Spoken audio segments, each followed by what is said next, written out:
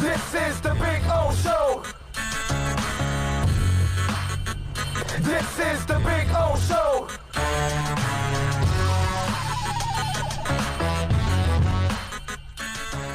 When they created the practice squad, I thought about this. They added Jake Ruddick. They brought him back, right? He's one of the 16 players on the practice squad. And the interesting part is you thought so lowly of Josh that he wasn't worth keeping on the roster spot. He wasn't worth the salary. You could not trade him, but you were dying to get rid of him.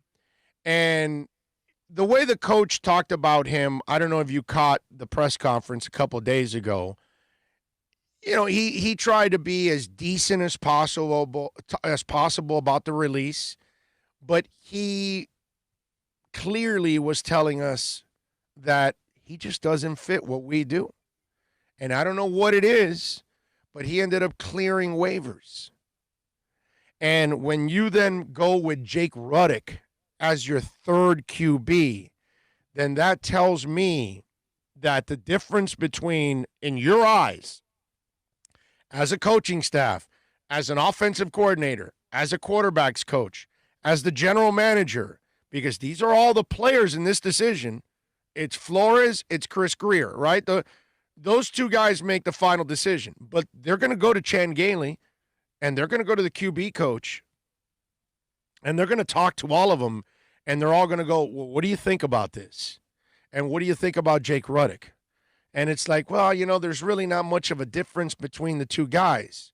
We're better off keeping the guy on the practice squad that nobody's really going to steal off our practice squad, knows our system, than have Josh Rosen as a guy that, if, you know, Fitz is pretty durable.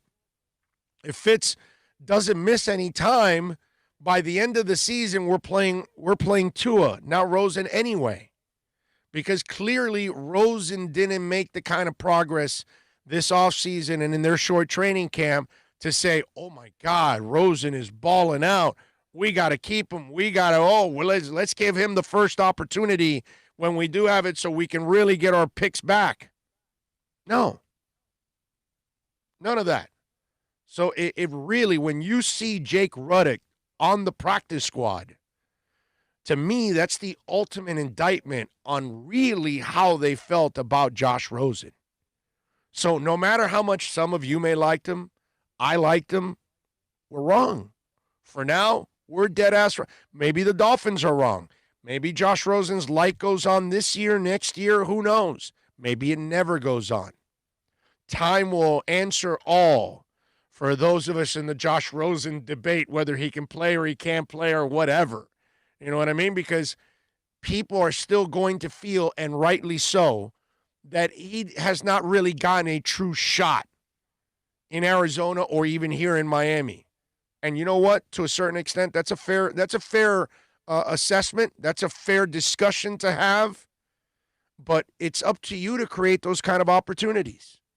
I remember on Hard Knocks a couple weeks ago, Austin Eckler, which we were just talking about it off air, Austin Eckler standing with the rookie running back, which, by the way, the rookie running back is like 3 times his size. That's a big running back. I forgot the kid's name. But anyway, it's a late round pick that they have there. But he's a young kid, right? And he was telling him how, man, when I was in training camp, I only got 2 or 3 reps in a practice. But I made every rep count. And that's what Josh Rosen has to do. You know what I'm saying? Josh Kelly. Josh Kelly? There you go. So it's just weird, you know, that you have this situation and they end up with Jake Ruddick. That, to me, when I saw that, I was like, wow, that's cringeworthy for Josh Rosen. And that's where, listen, time will answer all. But just don't overreact on the release. It's not a big deal.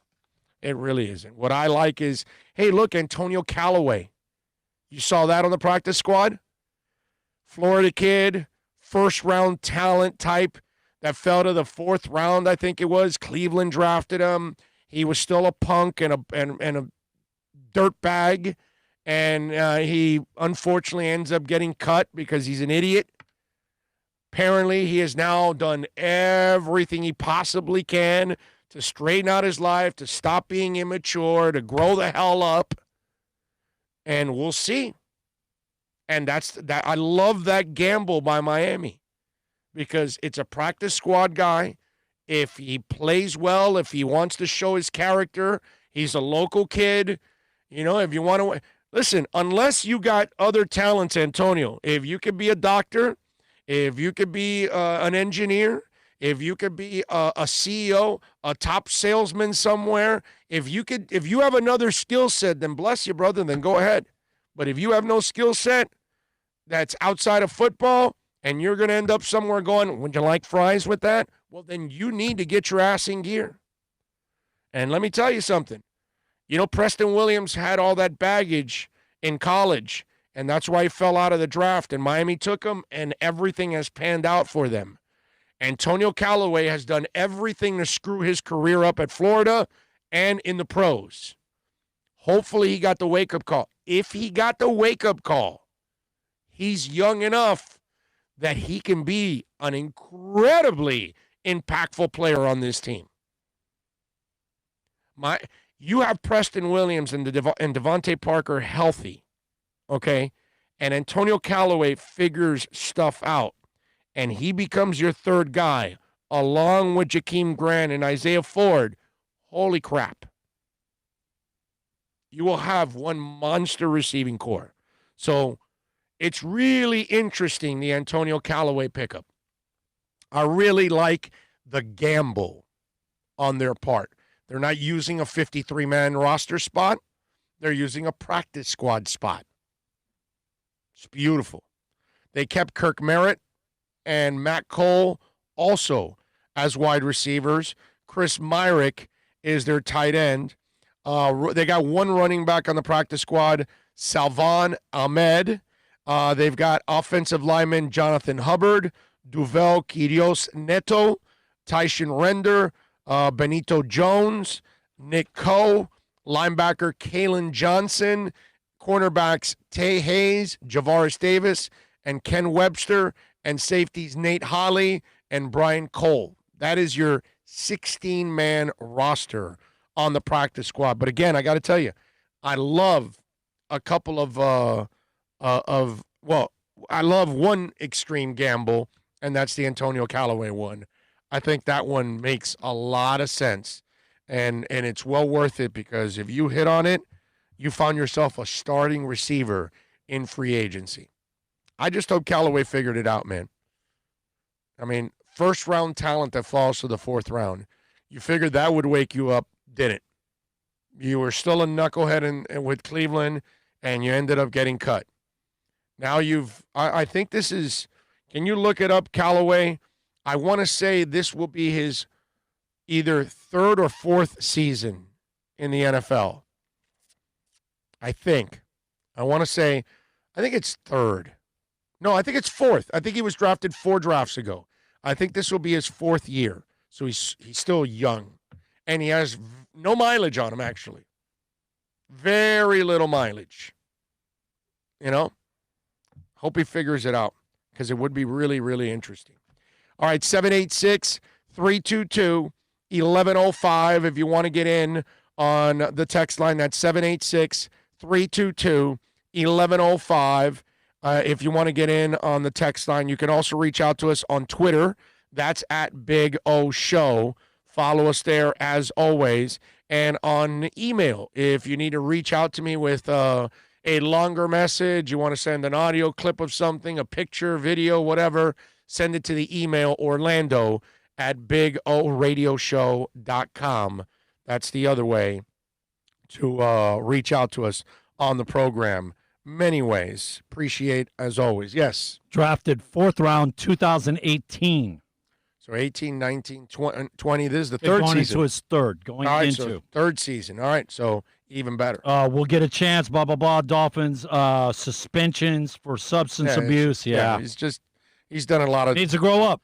But that was his problem at Florida. It's the only reason. That's why a first-round talent fell to the 4th round.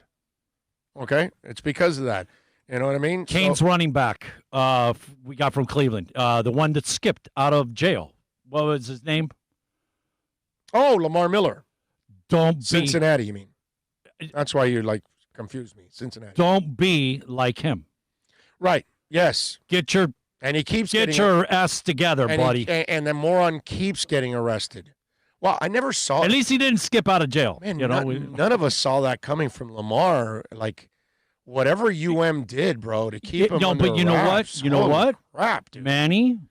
Very Mike Tomlin-ish. Manny was on the show and he told us the high school coach was there babysitting him, and that's what obviously kept him in control when he got free of that. Dolphins should have hired his ass. Yeah, exactly. Holy crap. I mean, you know, what a shame, right? You have the talent to play in the NFL and your head is up your culo.